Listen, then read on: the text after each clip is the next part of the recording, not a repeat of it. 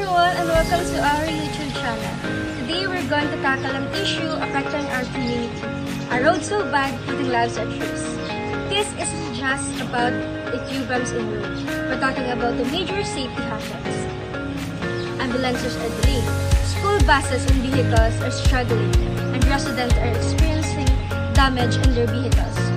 Anyway, don't forget to like, subscribe, and share our videos to share awareness. Did you know the causes of rough roads in your community? If you don't, let's find out.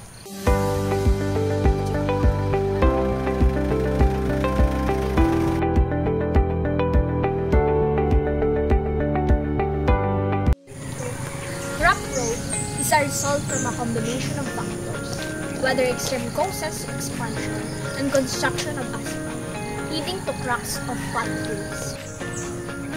Heavy traffic, especially from a large vehicle, accelerates wear and tear. Poor maintenance allows small problems to accelerate into larger issues.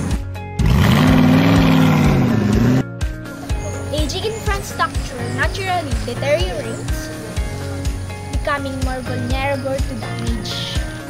Construction projects often create temporary unevenness. Beyond this, tree roots can have pavement inadequate drainage weakens the road surface, and natural disaster can cause significant damage.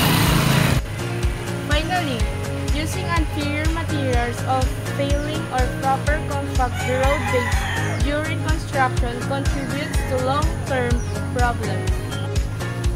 The rough road is causing significant difficulties for vehicles attempting to pass through the community. This impacting residents, students, and emergency services alike. Urgent action is crucial. The longer we wait, the more severe consequences will be, including increased risk of accidents and further damage to vehicles. Furthermore, the poor road conditions are also affecting the community's economic development and quality of life. Importance of having good quality roads. High quality roads are crucial for efficient transportation of goods and people, boosting economic